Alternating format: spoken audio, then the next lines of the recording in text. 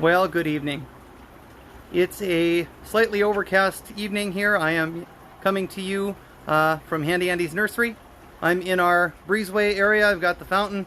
You can kind of hear that musically going behind me. And I am here to talk to you on this week's edition of What's Up Wednesday. Glad you could be here this evening and join me for the video. It's always a privilege, again, as I say, to have you pop in and join me on these videos on a week basis and get a chance to share with you the joys of gardening and share with you some tips and some tricks and how to be successful gardening in our regions here of Northeast Montana and Northwest North Dakota. So our featured topic this evening will be on lawn care, basic lawn care. I don't pretend to be an expert in this field, but I have consulted some information, and I'll be sharing that with you, and I'll be sharing some information that I have, and hoping to get you some ideas and some ability to succeed in that. But first, I want to touch on, of course, the weather update, as I kind of like to start, and the watering and some of the things that are going on and need to be going on this time of year. So, as you've heard me mention for many weeks and probably most of the summer, we are now in the best time to do any outdoor planting, and we're excited about that here at the nursery. We are really excited to have you stop down and check out what we have available. We still have a nice selection of perennial plants, of trees, and of shrubs, and I'm maybe going to walk this way and kind of flip the camera around and show you that we do have a nice selection of perennial plants yet on this perennial sidewalk. Runs between all the buildings. You see a nice selection of items there to choose from to get started on your fall planting. We have a nice selection of shrubs, as I mentioned, a nice selection of trees also to help you maybe plant that tree. We have a lot to choose from, and we really look forward to seeing you. In light of that, we are, as part of our fall sales, playing a game called Plinko, and if you're not familiar with Plinko, then you didn't watch The Price is Right when you were growing up and were homesick and all of that good stuff that you got to do when you got to skip school, like me. That was very rarely, though. I always never wanted to skip school because I was afraid I'd get too far behind.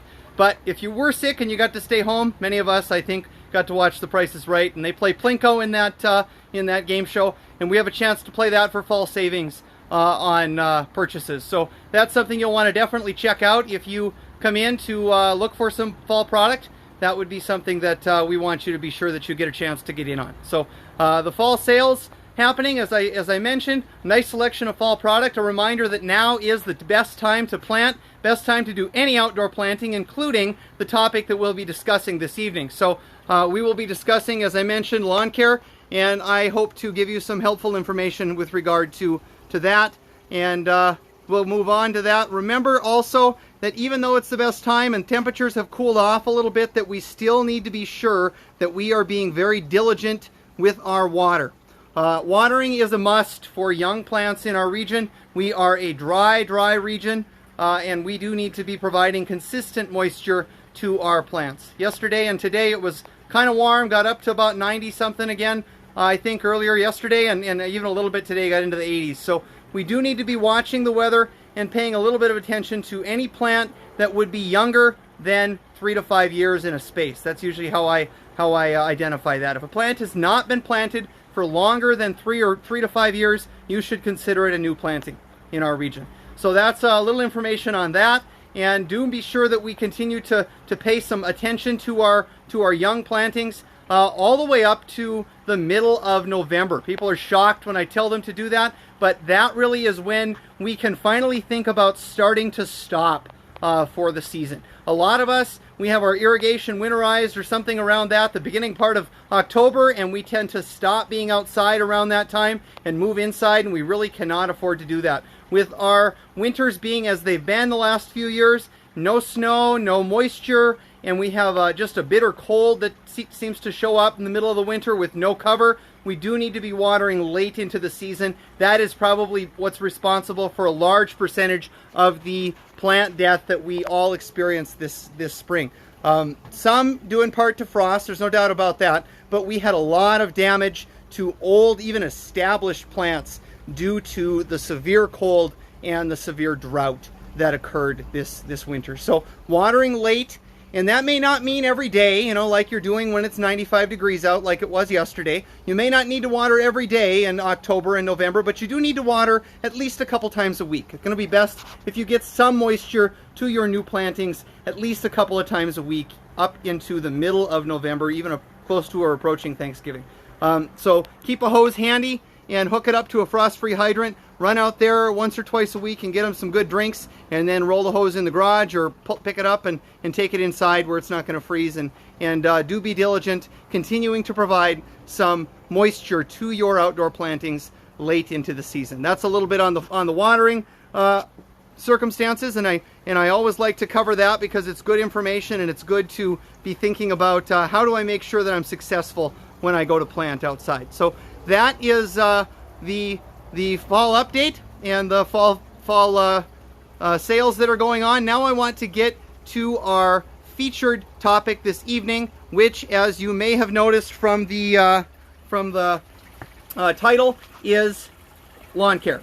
And I'm going to flip the camera around if I can, and I'm going to show you that once again, as with my pruning video that I did earlier this summer, and you can look back in the videos and find that one, there is a NDSU publication called H1553 on home lawn care, home lawn problems, solutions. It's a great resource. I consult it myself quite often. There's a weed guide in there. There's some pest guide in there. It's like a 30-page publication. You may want to print it. You may not want to print it. Just use it as a PDF on your phone. But very, very useful tool for our region. It is prime information that pertains specifically to the regions of Northwest North Dakota and Northeast Montana. So a great resource. Look that one up. NDSU publication H1553.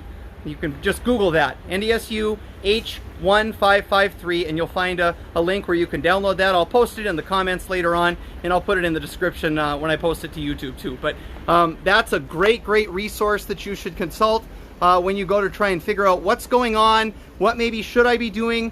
Just a great thing to consult. I always consult NDSU publications when I can too, and I have some questions. So, but let's get on to what we're talking about, and that of course is basic lawn care. Lots of folks struggle with lawns. They just don't know what to do, or they just struggle. They got weeds. I hear challenges with lawn all the time, and the biggest reason that people struggle, I would say, with lawn is because of irregular or inconsistent watering. Like most plants, trees, shrubs, as I mentioned at the start of the video included, the reason lawns don't thrive or don't succeed is primarily due to inconsistent watering. And that's something that's been difficult to provide this year. There have been water restrictions, there have been other challenges that have made it difficult for us to provide what the plant needs in order to be successful. Maybe we don't have a lawn irrigation system that we can turn on that can help us with that. We don't have the tool at our disposal that we need to help us be successful with that. But that is really due primary to the reason most people have difficult issues. If you have weeds in your lawn and you experience a lot of challenge with weeds, usually you have opportunity for weeds when you have an unhealthy lawn. If there's exposed soil, if there's a poor lawn situation where it's not very thick, or maybe you had some snow mold issues, you had some issues over winter damage, or something occurred where you've got an open area of soil that allows that weed to come usually through the air and land in that open soil and germinate, then you can have some weed problems, whether it's dandelions or whether it's whatever it is, thistle or something else that can show up. Maybe crabgrass, that's often a challenging one. But weeds usually show up in lawns that are already struggling. They don't really lend themselves to a lawn that is healthy because there's too much competition there for their existence. If a lawn is getting the light that it needs, the nutrition that it needs, and the water that it needs, it's really difficult for a weed to compete with that lawn if it's getting the right conditions. But if it's not getting the right conditions, then it may struggle, and then you may have some challenges, and then you run into trouble that way. So again, the NDSU publication is great for that. It helps with identifying some of those weeds. It helps with identifying some of those pests. But let's talk just briefly a little bit on what's needed to get a lawn to look good. And what's really needed in our region, especially if you're using the most common lawn grass, which is Kentucky Blue, is that you need at least an inch of water a week. You need to put down at least an inch of water a week, and that's really what's required if you want to have a good, healthy lawn of Kentucky bluegrass. You have to have that inch of water. That should go down over a couple of cycles through the week. It shouldn't be once a week and then have about 5 days of no water. That's too far apart for most bluegrass. It's going to get too dry. So it's got to be a couple times a week, and it should amount to total of about an inch of water per square foot on that area to help you get the best success with Kentucky bluegrass. Kentucky bluegrass is not a drought-tolerant grass. It's also not a cool season grass. It is a warm season grass per se. It doesn't like it cold. You'll notice if you are trying to green up your lawns in the spring of the year, maybe it doesn't look so good as early as you'd like. Well, you probably have pretty good percentage of Kentucky bluegrass then, because Kentucky doesn't really get up and growing until it gets to be about 60-degree soil temp, which is the best time to begin planting outside. A lot of people get excited and they want to plant early, and I know so many people, when they start to think about being outside and want to look at their annual flowers in the spring, they went out and they scattered some seed this morning, and it's like April 25th or something. I went out and put some seed down because I got to get my lawn greened up. Well, if you do that, chances are most of that seed isn't going to help you, because chances are you bought a Kentucky bluegrass mix and it needs at least a 60-degree soil temperature to germinate. So what's likely to happen there with that seed is it's just either going to rot, or something's going to happen. The birds are going to pick it up, or it's going to be gone, and then you're going to have poor success. And you're going to wonder, well, what went wrong there? Well, there's a number of things that went wrong. I mentioned just a few of them there. But Kentucky is a great lawn. It's like a carpet. It's a nice product, but it does require water. So if you don't have a lawn irrigation system, what are you supposed to do? What can I do then if I don't have a way to provide that consistent water? Well, one thing that you can do is make sure that you're mowing your lawn very, very tall. The taller the lawn, the taller you allow your lawn to be, the more kind of drought tolerant it will be, because it will have a lot of leaf material to photosynthesize with, and you'll also shade the ground and keep the ground moist a lot easier with a taller lawn, about 3 inches. Second from the tallest on most lawnmowers is going to be a good height for you to keep that lawn at. I keep it there all season. True, Nina, it is. And that's a challenge, and the budget always comes into play on lawns, and that's true. It's hard sometimes, as she mentioned in the comment, hard to water when you have rural water, and it's expensive to water, and that's true. So raising the lawnmower, though, making sure it's long will make sure that you use little water or less water than you'd have to if you cut it shorter. You also could consider a blend of grass that would be a little bit more drought tolerant. We carry a couple lawn mixes down here at the store, and I'm going to flip the camera again, and I'm going to show you those tags on those seed bags.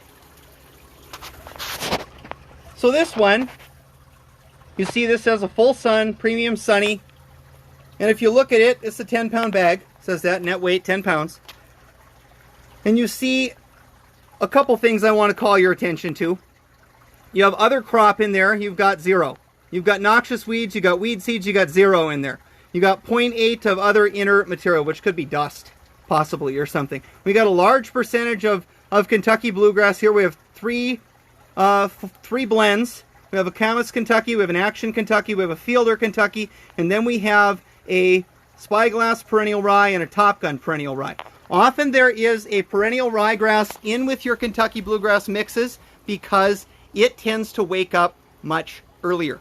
And that's the first thing that you'll usually see green up in the spring when your lawn starts to wake up. You see the perennial ryegrass wake up first, and then, as I mentioned, the Kentucky will wake up much later in the season. And so I usually don't like to see any fertilizers put down or anything even done to a lawn, short of maybe mowing it, until you start to see that lawn green up. And people say, well, what's the best way to get my lawn green in the spring? Well, the best way is to mow it. Mow it multiple times. Cut it short. mow it and then lower your mower deck. This is the spring of the year now, not in the middle of the summer. Spring of the year only. Get your lawnmower out, not rake. I don't even really like power raking. It's a necessity once in a while when you're doing certain things, but I don't even prefer power raking. I prefer just the lawnmower. Get the lawnmower out and set it to the lowest setting you can comfortably set it to without actually digging or scalping the soil. If you're digging into the soil, nope, too short. Raise it and get it at the appropriate depth that you're cutting most all of the leaf material off, and that will help to get some sun to the soil and wake up that ground, warm up that ground a little bit quicker in the spring of the year. That's really a best way to get your lawn woke up in the spring. So is to mow it good and short and then water it a couple times, and that will help to wake it up. The other seed blend I want to show you, and this one could be good if you have an area that you can't provide a lot of good water to. This one is a Country LM. This one is meant for rural areas or rural sites. You see this one has some Kentucky Blue in it. It's got about 40%. It's got a 40% crested wheat. It's got a 20% perennial rye. That's the top, the crested wheat, and the perennial rye on the bottom. And then it has about 40% Kentucky Blue. What you notice on this one is there is a small 0.3% weed seeds there. Boy, that's almost nothing, right? But it's got some a lot more of a crested wheat in there and a lot more of a perennial ryegrass in it. Those are much more drought tolerant grasses. Fescue is also another one that is good. Sometimes you'll see that in some seed blends. You'll see some fescue in there. Also doesn't really get going, takes a while to wake up, and doesn't really get going until later in the season, but a great drought tolerant grass. Think about what you plan to do long term with this lawn. If you are able to irrigate because your water's not too terribly expensive, then go ahead and sow a good thick Kentucky bluegrass mix and make sure that you have the water on it that you need to. If you don't have that option, then maybe you want to consider like this Country LM series mix where there's a little different genetics to that seed mix, and you're going to have a little easier time keeping it green. It's going to demand a little bit less water. But you are still going to have to water some in order to keep it green. But you may not have to water a full inch of water a week. It might be able to be less than that. But the other thing you can choose to do is implement. I've heard a lot of talk about this year. Implement with something else in the seed. I had a Facebook message about this topic as I had posted that I was doing this. What about clover? I'm hearing all about clover this year from folks calling, asking questions about lawn, and can I sow clover? Yeah, you can. Clover can be considered a weed by some folks in their lawn, but it has its benefits. It's a fairly tough plant. It's a extremely drought tolerant plant once it gets established, and you can consider supplementing with some clover in your lawn. It's kind of an old practice, but it's just like things. Just like if you're into houseplants and you start to see that macrame coming out again, things kind of go in cycles. Fads return, and clover seems to be, I guess, returning a little bit as far as interesting or some interest in it. It is, again, very drought tolerant. It's a good thing to add or a good thing to have some in your lawn. It doesn't get tall, so it's not going to require a lot of maintenance or a lot of mowing, but it also will be pretty drought tolerant. The other thing that it's great for is it is in the legume family. So it will fix nitrogen, meaning it will add nutrition into your soil, which is a great thing. It will add some nutrition to your lawn. So to add some clover into your seed mix when you, just white clover, just plain Dutch white clover, to your seed mix when you seed, that's fine. You can do that if you want to. Just like any seed, even though it says drought tolerant, you'll hear that all the time. You see that on tree tags and things, just because, well, it's drought tolerant grass or drought tolerant this. Nothing is drought tolerant when it's little. Nothing is drought tolerant when it's an infant. Doesn't exist. Anything that's an infant, whether it's people or plants, need consistent care. They have to have consistent care to get going. So even if you're going to sow this Country LM mix that's got more crested wheat and some perennial rye in there, or you're going to use a fescue, or you're going to use maybe some clover in there, you still would want, if you're sowing it new, to irrigate fairly consistently. That's going to ensure that when you go to get your seed to wake up, that you get a good percentage of it to wake up. There's no sense in spending money on good seed and not watering it. You may as well just quit while you're behind at that point. And that's the other thing that you run into. You look at some of the box stores and you look at what can I buy a bag of seed for there, and then maybe you come and see me and my product is more expensive. And undoubtedly it's more expensive because, one, it's hard to compete with a box store, but two, you're not buying the same product. If you look for their tag, you may see that there are some other inert materials there. You may see that the germination rate might be lower, not 85%, might be lower. You will also see maybe that there might be some there should be no noxious weeds in there, but there might be other materials in there that you're buying that are no good. You see other crop there on the bottom of that tag. You see 0.81 again of that inert material. No weed seeds, no noxious weeds. That's all out of there, and high percentage germination on this seed. So that's also something. All products aren't created equal. It's just the way things are. You do get a little bit what you pay for, and so think about that when you go to purchase seed too. Do I want to get something that's good, or do I want to get something that's just inexpensive? And what my success rate's going to be depending upon what I do. But the biggest reason people generally fail with sowing seed is they sow it at the wrong time. They tend to sow it in the spring, and then they wonder again why it doesn't wake up. And we've been through that in the video already, but we're going to recap it just quickly for those who are just tuning in. The biggest reason why people tend to fail with seed is they often sow it too early in the spring. They sow it in the end of April, or they sow it the 1st of May. And a lot of these grasses need at least a 60-degree soil temperature to do any germinating. And so the seed sits there, and eventually it rots. It either is too wet, or something happens too cold, or it dries out. And it scorches, or it freezes, or the birds eat it, or something makes it disappear.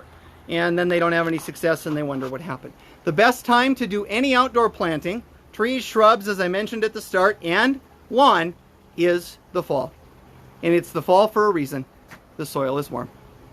The soil is easily 60 degrees right now. The nighttime temps are cool. The daytime temps are not exorbitant or not crazy. And so it's a great time to be sowing your lawn right now or doing any overseeding.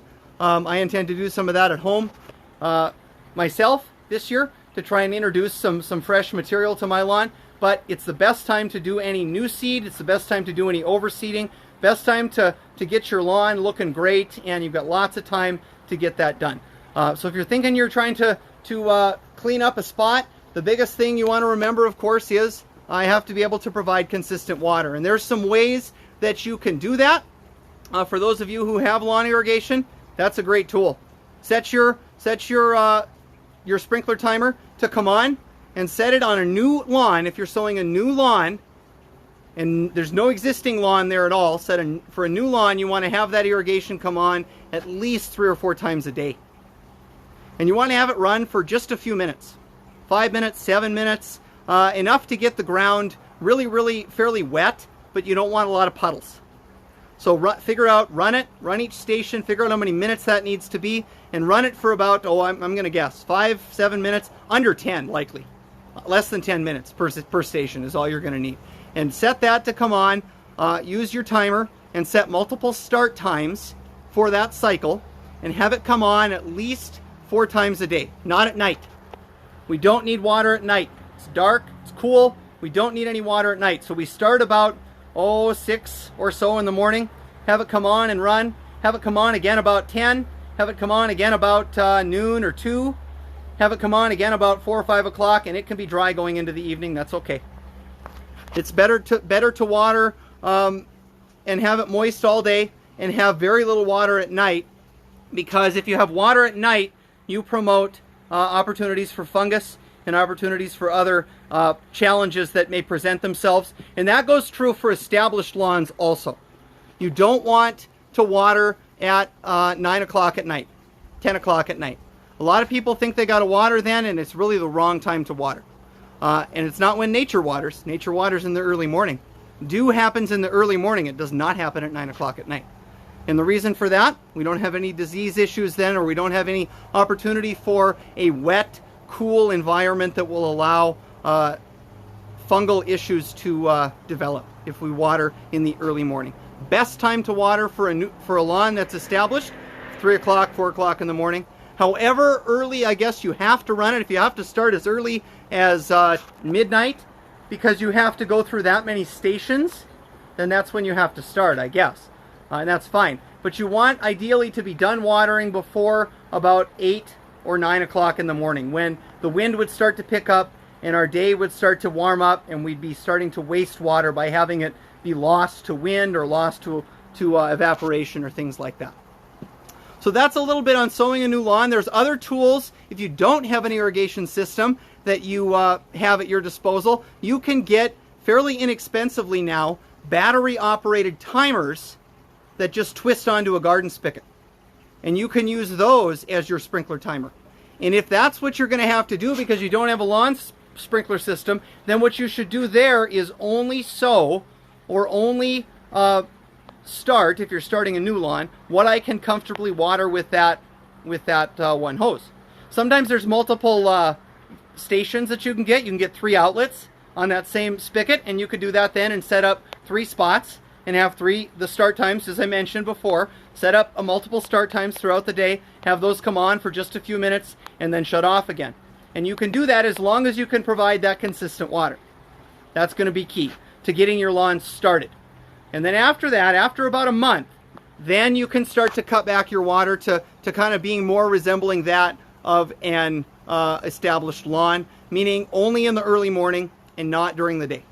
That's the best time for saving water and not using any more water than you need is early morning, as I mentioned, with the established lawns. Goes the same once the lawn is about a month old.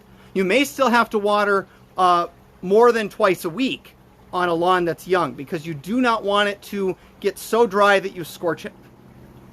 So the best time is the fall. Why? The soil's warm, and also there are fewer,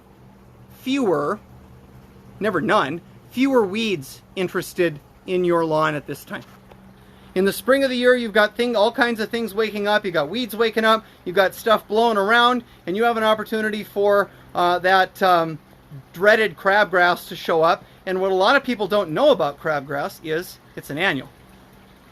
Well, I thought it was a perennial. It shows up every year in my lawn at the same time, or same spot every year. Sowing from seed. It's coming from seed. And so crabgrass is an annual, and you probably are not going to find too much crabgrass doing a lot of seed production in the fall. It's just not going to happen. So it's a great time for some weeds to not even be around, which makes it a great time also to be sowing your lawn. So that's a little bit too on weeds. As I mentioned in that publication from NDSU, there is a weed identification guide in there. There's some other identification stuff in that 30-page publication. Remember, H1553.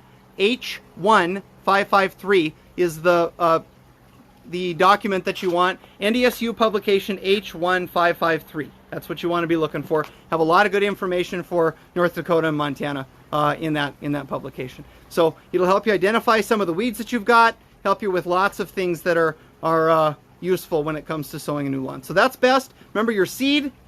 Get good seed. Remember your conditions that you need for the seed to germinate, and provide those conditions, and you should have great success this time of year getting your lawn greened up, getting it improved, and anything else that you might encounter. Some of the best other advice that I can give you if you're having challenges with perennial weeds like Canada thistle, or even dandelions. If you want to get rid of your dandelions, if you want to get rid of things that are difficult to get rid of, you can buy consumer products and you can spray them yourself, but you might be money ahead if you just hire a professional. If there's a professional in your area that does lawn spraying, does lawn fertilization, that does weed spraying, you might be best just hiring a professional. They do it for a relative low cost. In the time that it would take you to buy the materials, to spend the afternoon doing it, to mixing it, to getting it put out there, you probably could hire somebody for not a lot more than that. So it's really something to consider. Reach out to us if you are looking for someone who might be we might recommend. You can sure reach out to us. We're happy to provide what we what we know for some various communities.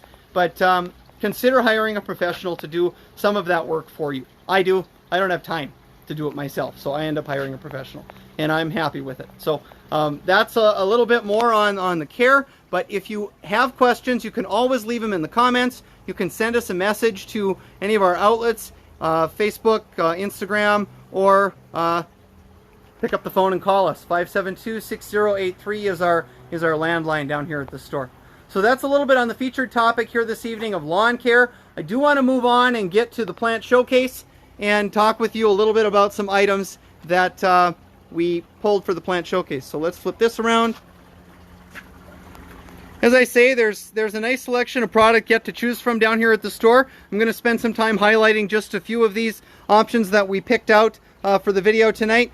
On the left, you'll see some shrub options. Here I have a barberry, and that barberry is actually starting to show some of its fall color right now, that bronzing going on that leaf. Barberry are a beautiful, tough plant. They have a nice, add nice color to the landscape in the summer months. They just usually have a unique foliage color. Some are red, some are yellow, some are almost purple or black leaves.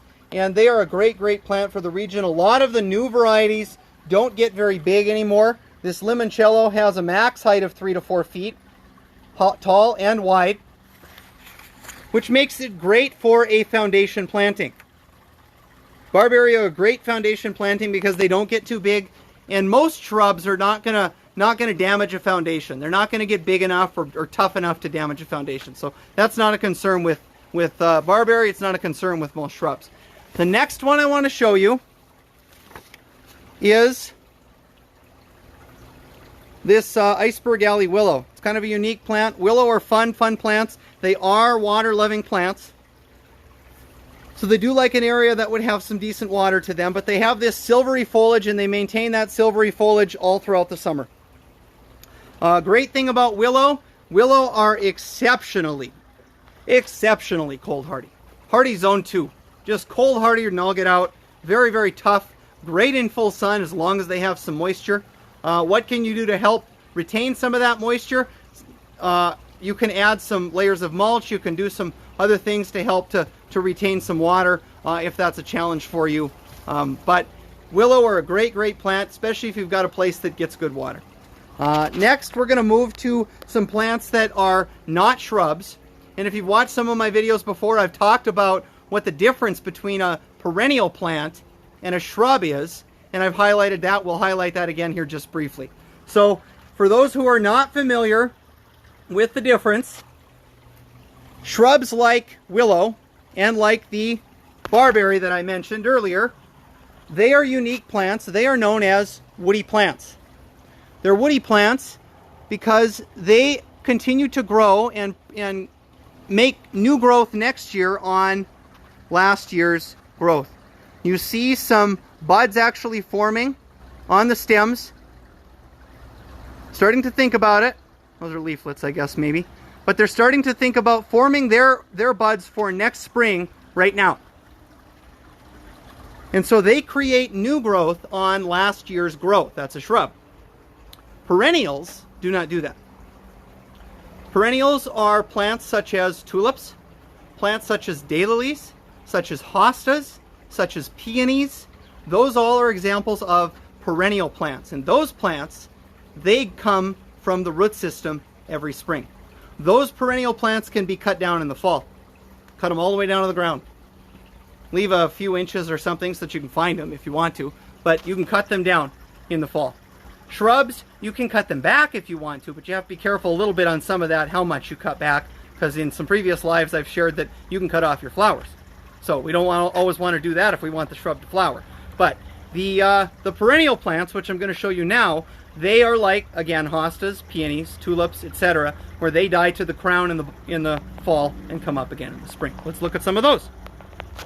So here we see, I think we featured this one last week too, but one of my favorites, this is a fire witch dianthus. And dianthus are beautiful plants. They're not super long-lived perennial plants, but they have a lot of good flower to them, a lot of good interest to them. The other thing you'll notice if you start looking at shrubs and perennials is that they don't generally bloom all summer. And they don't for a number of reasons. One, it's very difficult for a plant to support a flower continually. Annuals do it, but they only do it if they get what they need. If they get good food and they get good water, then they'll flower all the time. But most perennial plants, because they create their life cycle in more than one season, right? They precede annuals. That's the way I remember perennials. They precede annuals, meaning they were there before. They tend to flower only for a certain time of year. They choose a time of year, and that's when they flower. They will not flower most of the summer. There are a few exceptions, but not too many. There's not too many perennial plants that will just go on flowering all summer long. Doesn't really happen. Fire Witch does a good job of flowering off and on throughout the summer, but Dianthus and Gaillardia, which are two of my favorite perennial plants that are fairly long blooming, they are not long-lived perennial plants. They will live for a few years, 3, maybe 5, and then you might be having to plant new Gaillardia in that space or new Dianthus in that space.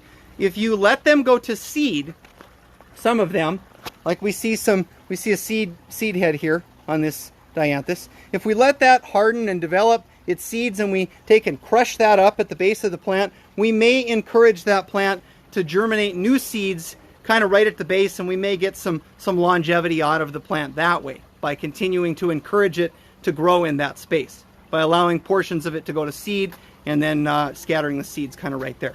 The next one I want to share with you is this Johnson Blue Cranesbill geranium. This is a perennial geranium. A lot of you might be familiar with geranium in the spring of the year for your pots and what have you, but there are perennial varieties of geranium too. So this Johnson Blue is one of my favorites. I've always loved Johnson Blue, hardy Cranesbill geranium, and it will bloom kind of in the month of June, and it has these beautiful blue flowers on it, bluey lavender flowers on it, kind of in early June, and it's a great plant for the region too. Nice selection of those still around. I shared this one, I think, actually last week too when I did perennials. But, we'll flip it again, sorry. This, Virginia. And I talked about this, I think, in a previous live, pig squeak.